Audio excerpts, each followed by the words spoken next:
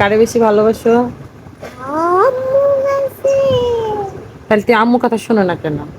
ওই আমার কাছে তুই করে বলা। তুমি তো আম্মুর কোনো কথা শোনো না, খালি কান্না করো দিন করে।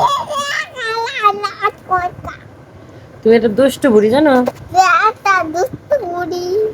তুমি একটা ফাজিল বুড়ি। তুমি খালি কান্না করো। তোমার সাথে আর কেউ কথা বলবে না। দুষ্টু বুড়ি, তোমাকে আমি কোথাও ঘুরতে নিয়ে যাবো না।